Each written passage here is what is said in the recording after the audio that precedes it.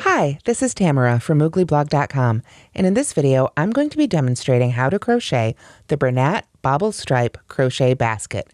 This is a free pattern you'll find on yarnspirations.com. Please follow the link in the description to find out more information about this pattern. To make this pattern, you will need 2 colors of Bernat Maker Home Deck, whichever colors you choose, and just 1 ball of each. You'll also need a US 11.5 millimeter crochet hook, or if you can't find that size or don't have it in your collection, a 12 millimeter crochet hook works just as well. To make this pattern, we're going to need to triple strand this yarn. So I'm going to show you a technique where you can do that with just 1 ball, or if you prefer, or if you're making a bunch, you can just pull from 3 balls of the same color at the same time. Let's take a closer look at the Bernat Bobble Stripe Crochet Basket. As you can see, this basket does have soft sides, but it does also stand up on its own. It also features these great little handles on top, which are totally optional. You could just crochet like right along. We'll see how to do that later, but you can leave those out if you like, or you can make those longer if you'd like it more of a hanging or a handle that's a little bit longer and easier for you to carry around more. And it also features these really great bobbles. It's a little harder to see them in the black yarn here, but I do love how it looks in the finished basket in person. You can see here it's a nice little handy size, great for filling up with your extra yarn balls or whatever you like to have handy. So I'm going to be demonstrating this in some other colors, so it's a little bit easier to see. So let's go ahead and get started on our basket together. Now the first thing we need to do before we begin our basket is to triple the yarn. If you would prefer to make a much smaller basket, you can adjust your hook size just a little bit smaller than what's recommended on the label. And then you can use it single held and you'll get a really cute little small basket. But we're going to triple our yarn today. So what I've done first is I have made a slip knot, and this is a relatively large slip knot. And I can make it even bigger if I want to here to get my fingers in it a little easier here. There we go. But I'm going to go ahead and leave a little bit of a tail there so that we can weave in our ends a little easier when we are done. Now with that slip knot, I'm not going to put it on the hook. I'm going to put my fingers in there, as you can see right here. Doesn't matter if you're right or left-handed, you could do it either way. I can actually do this one left-handed even. So we're just going to grab that yarn and pull it through into another big loop. Then we put our hand through that loop, grab another loop of yarn and pull that through. Now I'm going to switch back to my right hand because I am right-handed. But as you can see, I'm not worried about putting this loop on my hand in a particular direction or anything like that. We just want to make some great big loops, and it doesn't matter what size they are. They don't all have to be even or anything like that. We just want to keep basically making big sloppy chains by hand. And when we do that, let's go back and look at what we've made here. You can see at any given point in this strand, and we can just easily straighten it right out by running our hands right along it like this. At any point in this strand, we now have 3 strands. So there's a little bit of overlap right here when there's change over, so to speak, from one chain to the next, but this doesn't really come off as bulky in this pattern at all. So you can use this technique to essentially triple the width of your yarn as you go. So I always like to take the time to go ahead and do quite a bit of this yarn before I begin crocheting and just sort of have it set aside nicely for me before I actually begin crocheting with it. So you can go ahead and get some of your yarn tripled here, and then we will get started on our basket. All right, so now we can begin our first round. We're going to start with a magic circle, and then we're going to chain 1 and work 10 half double crochets in the ring. There are several different methods to start a magic circle, and there's one linked in the written pattern that is a free pattern PDF on yarnspirations.com. But here's how I do it. I'm going to take my yarn, and starting with that cut end, I am going to wrap it towards me twice over my finger, like so. And I want to make sure to leave my end here for weaving in. Then I am going to insert my hook under both of these loops. And even though we're using 3 strands, we're just going to call each of these our loops. This is one loop, this is the second loop, just as if it were just one strand. You do, however, of course, have to take a little bit more time when you're doing it with all 3 strands here. So then we're just going to gently pull that loop in front of the other one, yarn over, like so, and pull through like for a slip stitch, and that will help lock our loop together, and now we can start crocheting into it. So we're going to follow the instructions and make a chain 1, and then we're going to work those 10 half double crochets right into the ring. So I'm going to yarn over and go right into that ring, and at this point I'll go ahead and carefully pull my finger out, and I want to go into that ring and underneath that tail end of our yarn. We want to make sure that we enclose that tail end as well in each of these stitches so that we can pull on that end to close up our center circle here. So you can see I just kind of work very gently for this first stitch or so. There we go. We've got 1 half double crochet made. You can see just how big these stitches are with these tripled yarn. So now we need to do that 9 more times. Just working right into that ring and making sure you work over that tail end as well. So if it starts getting a little too short, you can give it another pull. And make sure too, you can see here, I seem to have dropped one of my loops. Totally fine, it happens. Just gently undo that stitch and redo it if you drop one of those loops. Continue making your 10 half double crochets into the magic ring, and I will see you at the end of round 1. Okay, so at the end of the first round, you should have your 10 half double crochets all worked into that magic circle and your tail sticking out there on the end. We're going to join with a slip stitch, but before we do that, I really like to use stitch markers in the first and last stitch of each round whenever I'm working in the round. When you're joining with a slip stitch, it's very easy to accidentally count that slip stitch as one of your stitches and lose track of where exactly that round began and ended. So by putting stitch markers here in that first and last stitch, I always know and can keep track of each one of these rounds just that little bit easier. So now I need to sort that out a little bit there and get it back on my hook. There we are. And now we're ready to go ahead and join. So we can just insert our hook into that first stitch we made and make our slip stitch. There we are. And this way we won't accidentally work into that stitch when we don't want to. At this point, it's a good idea.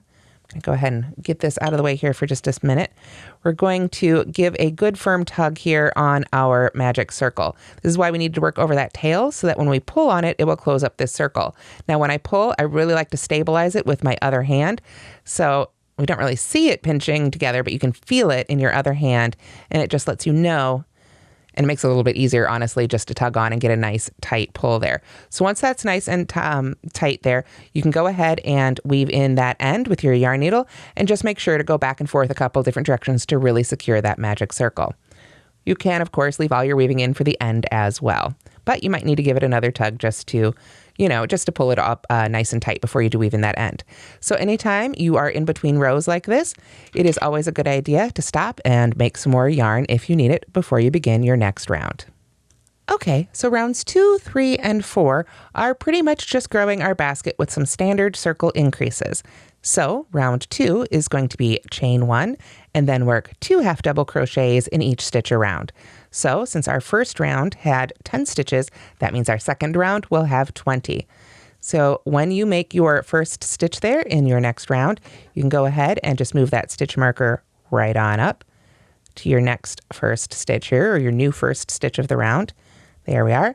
And then we again just make a second half double crochet going right back in that same exact space, like so. And now we've got 2 stitches in that stitch. So we're going to put 2 of these half double crochets in each one of these stitches around, again for a total of 20. So I will see you at the end of round 2. Okay, so here we are at the end of round 2, and we've got our 20 half double crochets made. Since I've made my last stitch of the round, I'm going to go ahead and move that stitch marker up to that last stitch. There we are. And then I will once again join with a slip stitch. Now rounds 3 and 4 are pretty darn simple and just continue making a flat circle. So for round 3, we chain 1 and half double crochet in the first stitch and then make 2 half double crochets in the stitch after that. And then we repeat that all the way around. 1 half double crochet in the next stitch, 2 in the stitch after that. 1, 2, 1, 2, all the way around. And at the end, that will give you a total of 30 stitches. Round 4 continues this with 2 half double crochets in the first stitch and then a half double crochet in each of the stitches, 2 stitches after that. So 2, 1, 1, 2, 1, 1, 2, 1, 1, all the way around for a total of 40 stitches.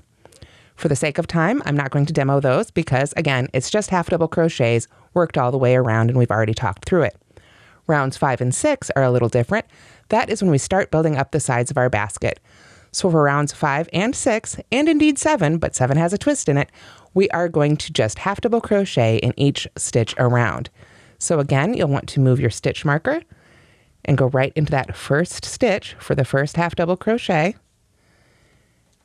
and move the stitch marker on up to that stitch And then we simply half double crochet even, which is another way of saying half double crochet in each stitch around. So you'll want to do that for rounds 5 and 6, each of which should have 40 stitches. Then when we get to round 7, it's exactly the same again. Half double crochet in each stitch around. But when we get to the end, we're going to turn. So I will see you at the end of round 7. Okay, so let's say we're at the end of round 7. To finish up round 7, we're going to join with a slip stitch in our first stitch, just as we've been doing all along here, but then we are going to turn to work from the inside of the basket. So we've been working around so far, and you can see our basket's cupping up this way. If, as you're crocheting, your basket's been cupping this way, it's not a big deal. Just take your time and flip it right back out, right side out there, because now we do need to work from the inside of the basket. And this is going to be the same for rounds 8, 10, and 12. Those are all going to be worked from the inside because we're going to be making bobbles. And when you make a bobble, generally speaking, you're pushing it out to the other side of the fabric. So let's go ahead and start round 8. As I said, we turn at the end of round 7. So now we're on the inside of the basket. You can see that because there's my little tail that I haven't woven in yet. We'll just get that nice and inside the basket there out of our way for now. There we go. And then we're going to chain 1, just as we normally would. And we're going to work back in the opposite direction. And this is, again, where having these stitch markers is so handy. Because we've turned, we haven't worked into this one yet, even though it kind of looks like we have. So we need to work into this one at the end. And we start here. This right here is our slip stitch, so we need to make sure to skip over that. So let's go ahead and begin. We are going to single crochet in the first stitch, which is, of course, that first marked stitch here. So we make that single crochet, and we'll move that stitch marker right on up. Especially with these shorter stitches, it's even easier to lose track of exactly where you're at in your round without those stitch markers. There we go. And then we are going to bobble in the next stitch. Okay, now the thing about a bobble is not only is it worked from the wrong side, but they come in a wide variety of sizes. It's essentially a double crochet decrease, but all worked into the same stitch. And when you put short stitches on either side, it makes it pop right out into that great bobble shape. For this pattern, it's actually a very small bobble because this big chunky yarn really makes it stand out. So we're going to yarn over like for a double crochet and get right into that next stitch. Yarn over and pull up our loop. Yarn over and pull through 2 and stop with 2 loops left on the hook. Yarn over again, go back into that same stitch. There we are. Yarn over and pull up a loop. Yarn over and pull through 2.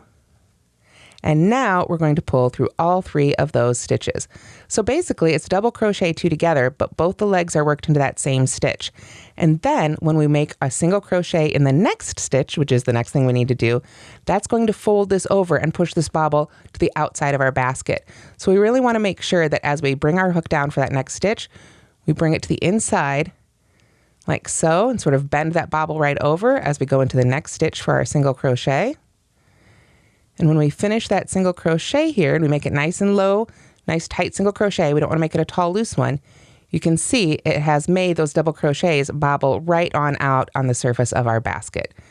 So we continue working from the inside here. So after we make our bobble, let me find my place on the instructions here real quick. After we make our bobble, we're going to single crochet in the next 3 stitches. So I've already done 1 there, so we need 2 more.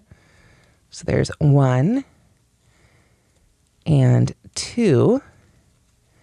And then we just repeat it again. Bobble in the next stitch, single crochet in the next 3. So let's work 1 more of those bobbles together here. And you can see here I'm kind of, messing with my basket. It's turning inside and out. However you need to work, if you do need to go ahead and turn it wrong side out to work this round, it's totally fine. We can just pop it right side out when we're all done. So let's make a bobble in our next stitch. And we've yarned over for a double crochet. Go into the next stitch, yarn over and pull up my loop, yarn over and pull through 2.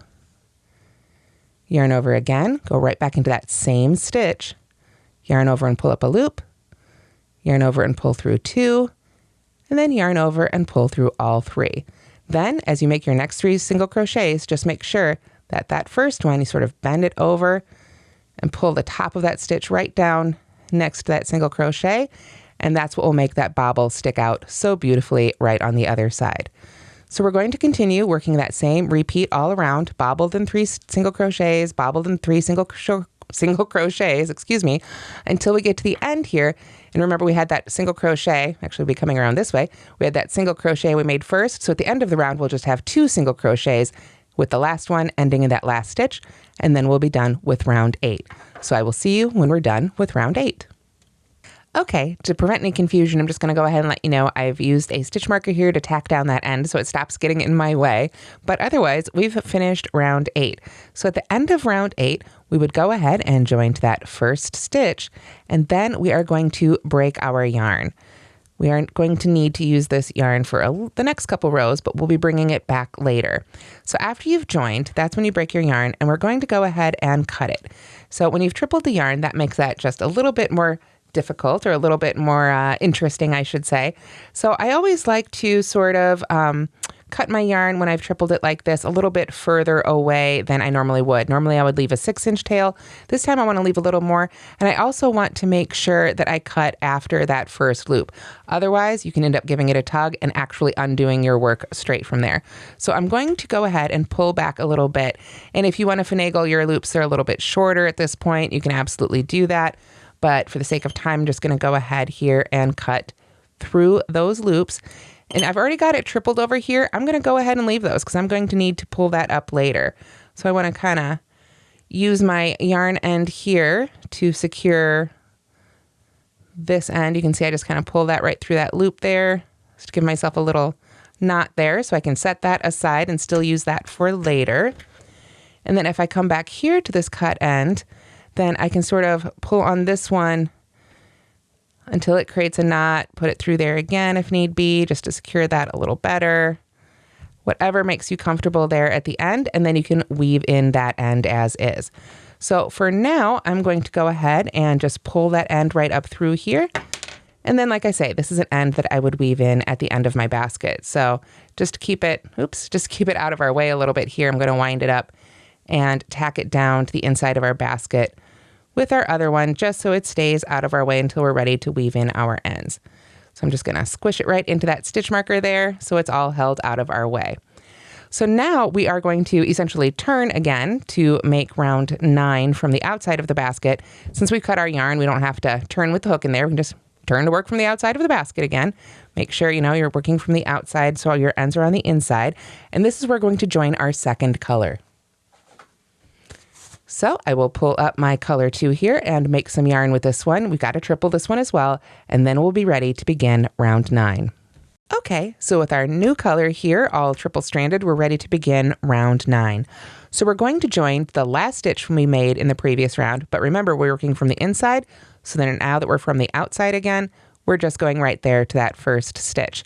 So we want to go ahead and join to that one, and we can join with a slip stitch. So we put our hook in that stitch first, take our yarn end here, lay it right over our hook, pull that up and through, and then make sure we're working with the working end here, not the tail.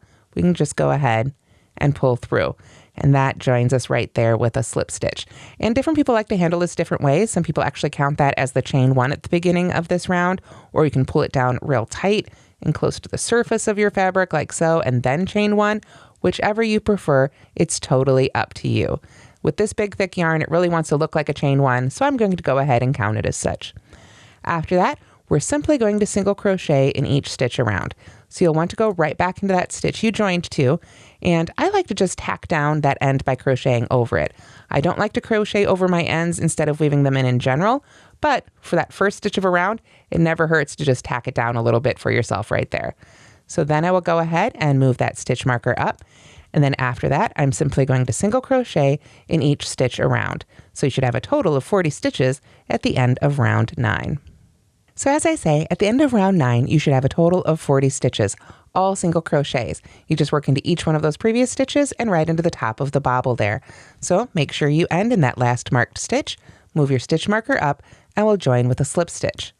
Then we're going to be ready for round 10, but round 10, of course, we need to turn first. So that instruction's actually at the end of round 9. So we'll finish that up with our slip stitch there and turn to work from the inside of the basket. So then we are going to chain 1, and we are going to single crochet in each of the first 3 stitches. You'll remember the last time we did one of these bobble rounds, round 8, we started with just 1 single crochet before our first bobble. We want to offset them and put our bobbles in between the other 2 bobbles, so that's why round 10 is different from round 8. So we go into that first stitch, of course, and move our stitch marker right on up. to that new stitch. There we are. And then single crochet in the next two. So there's 1 and 2. And then bobble in the next stitch. So the bobble again is just the same. It's a double crochet 2 together, but with both of those little legs or posts worked into the same stitch. And with those short stitches on either side, it really makes it pop on out. So then we just repeat again with another 3 single crochets and then another bobble. And that is our repeat that gets us all the way around round 10. But since we end with a bobble in that last stitch, joining becomes especially important. So I'll see you at the end when it's ready to join. Okay, so now I've made my last bobble in round 10 and it's time to join. As you can see, I've worked it into my last stitch of the round here. So I'm going to go ahead and move that stitch marker right on up to the top of that bobble stitch. There we go. And then I need to join to that first stitch. And that's going to be the small stitch that pulls this decrease down into a bobble. So we really, again, want to make sure that we sort of fold it over so that that bobble goes to the outside of our basket. Insert our hook in for that slip stitch and just go ahead and make it a really, really tight slip stitch. Remember, we're not going to be working back into that slip stitch at all. That's why we're using those stitch markers to make sure we don't. So you can make that a really nice tight slip stitch that'll really help make that bobble pop. After that, we actually break this color again, and then we repeat essentially rounds 9 and 8 for another set of bobbles in our main color. So let me pull up the finished basket here.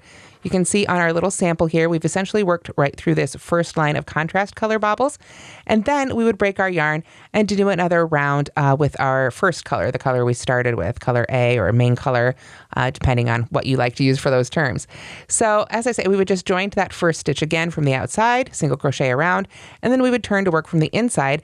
And I know it's a little harder to see here, but if I turn it sideways in silhouette, you can see that third round of bobbles in our first color is going to be the same as round 8 so that it's lined up with those other contrasting bobbles there then in between.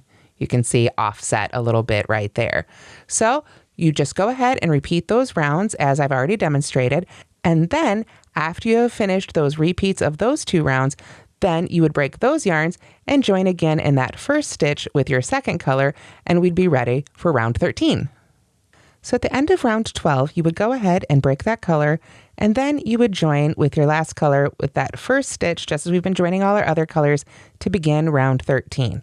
However, if you wanted to make the whole thing in one color or not switch colors, then you'd be in the same position I am, where we just go ahead and chain and start working into that first marked stitch. So round 13 is very simply the same as a lot of these other rounds we've been doing in between our bobble rounds. We're just going to single crochet in each stitch around. But this time you want to make sure, again, you're working from the outside of the basket with all those little ends on the inside waiting to be woven in.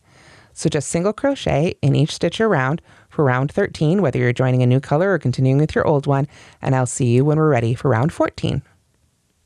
Okay, so at the end of round 13, you should have your 40 single crochets made. You can kind of see that here, and you can also see that's that round right here. Round 15 is just chain 1 and do a round of half double crochets, just working evenly, 1 stitch in each stitch. So let's move on to round 15 for our demo. Round 15 is where we're going to make those handles. So if you prefer to leave off handles, you can simply work this one without the chains and skipping stitches. Or if you want longer handles, you can simply chain quite a few more than called for in the pattern. So to begin round 15, we're going to start with a chain 1, and then we're going to single crochet in each of the first 14 stitches. Now, my sample is a little bit smaller, so I'm going to not go quite as far, but I'm just going to eyeball it and get us about to where I think 14 would be on our full-sized basket. So I'll move that stitch marker up, and then as I say, you'll want to crochet in each of those first 14 stitches here. So mine is about half size. I'm going to go ahead and just do 7 here. 1, 2, 3, 4, 5, 6, 7. And then we're ready to make those handles. And the handles start out, we're going to do another round to help make them a little more solid, but it's essentially a long chain and then some skipped stitches to create an open space for the handle. So again, this is something you can totally adjust for you. If you like a long handle, make more chains. If you don't like a handle at all, just go ahead and work evenly all the way around for this round. But to make this little handle, we're going to chain 6, and we're going to chain 6 tightly. So we're not going to work back into these individual chains. We want to make sure these chains are nice and tight. So there's 1, 2, and I'm going to just continue making a few more here. But again, you should make however many you actually want for your handle. Just make sure to make a note or write it down, because you'll want to do the same for the other handle to make sure they're the same length. So after you've got your chain, then you are going to skip the next 6 stitches and single crochet in the stitch after that. Again, my basket here is about half size, so I'm only going to skip 3. So 1, 2, 3, you would want to count out 6. And then in the next one, you go ahead and single crochet right in that next one, right after the ones you've skipped. Like so. So there we go. So you would have that little space there for your little handle. Then after you've skipped those 6 stitches, you're going to single crochet in the next 14. So I've already got 1 here. So that would just be 13 more for you after that. So I'll just do my little shortened version here. I'll do about 7 again, I think. Should about work out here. Let's see. And then that should take you almost all the way around to the end of your basket. And if you're making the full size one, you should just have 6 stitches left there at the end, including that little last marked stitch. I only have 3 because, again, I'm working my little sample. But once you've got those 6 stitches left, then it's time to make that second handle. So you'll want to chain 6 again, or however many stitches you chained for your first handle. Again, it's totally up to you if you want to customize it. You just need to make sure and make them even. 1, 2, 3, 4, 5. I'll do one more for me. There we are.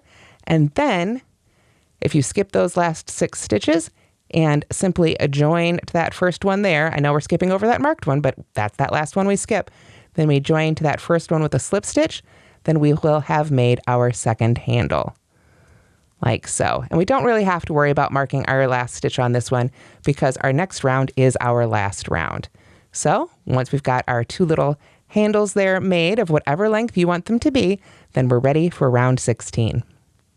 All right, so round 16 is the final round of our basket. And if you chose to leave off the handles and just work even before, that's essentially what you're going to be doing again. Just chain 1 and single crochet all the way around. However, if you have worked those handles, this is where we're going to firm those up a little bit. So we're going to start with a chain 1 and a single crochet right into that very first stitch. So we'll go ahead and take that stitch marker out and set it aside because we're not going to need that one anymore. And then it looks like I'm going to have to make some more yarn, but essentially we're going to single crochet in each stitch right up until we get to that handle. So you go ahead and get started on that while I make some more yarn. Okay, so I've single crocheted in each stitch right up until we get to that chain for our handle. Now I am going to I'm going to single crochet right into this chain space. As I said, we're not going to work into each individual chain. We're just going to single crochet right into that space right around the chain itself. Right around all those chains, in fact. So I found that 8 single crochets gave me a really nice solid cover of these chains. But of course, if you've changed the length of your chain handle here, you'll need to add or subtract stitches as you work around here. There's really not, 8 isn't so much important. We're not going to be working another round. It's our last round. So if you want to change it, whatever covers your handle really nicely is fine. Just again, you might want to make a note on your first handle to make sure that you add the same number of single crochets around your second handle. So I have been talking here instead of counting. So let's see where we're at here. We've got 1, 2, 3, 4, 5, 6, 7. So yep, looks like there's room for 1 more there. And if you've made your 8 and you find you've got a bit of a gap there, go ahead and add a 9th one. Doesn't really matter. Again, it's just to give us that nice solid handle look. After we've worked over that handle like that, then we just jump right back into that next stitch and single crochet in each one of those stitches around until we get to our second handle. And then we can work around that handle and then join to our first stitch and finish off. Okay, so when you've made all your stitches for round 16, it's time to join to that first stitch, that first single crochet we did. And you can join with a slip stitch and break your yarn and finish off and weave in your ends however you like. But I'm going to share my favorite way to finish off, especially when working in the round like this. Now, again, I want to make sure that I'm past a couple of these little chains here. So I've got one really close to my hook right now. So I'm going to jump out past this one before I cut my yarn here. And I always like to leave a little extra. It just, it's better to have a little too much than to have not enough. So we got really lucky here. We've got this one right here. So if I carefully pull this through, I don't want to undo this at all. I want to make sure that it's going through there and that I can send a little let me get this right back in the center here. Sorry about that. We'll send that end right through there to sort of secure that end nice and safe. There we are. And then I will go ahead and pull that whole end right up through that stitch. And then I can put it on my yarn needle.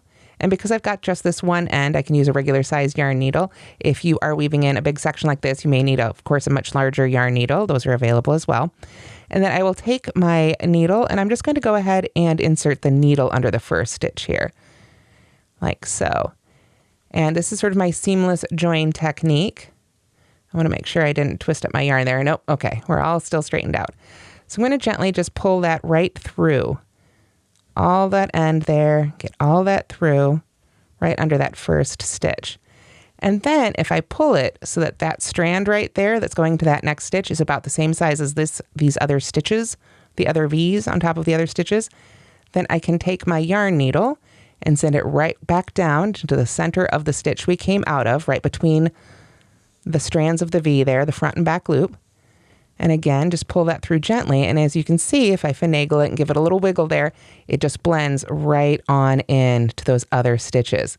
You can see there's a little bit of our join there, but otherwise that is invisible. So then on the inside of our basket, we can simply go ahead and weave in that end just as we would normally weave in all our other ends. And that's how to crochet the Bernat Bobble Stripe Crochet Basket. I hope you've enjoyed this video, and I hope you'll give this pattern a try, as well as Bernat Maker Home Deck. It's a really unique yarn that's a lot of fun to use. Thanks so much for watching, and don't forget to like and subscribe.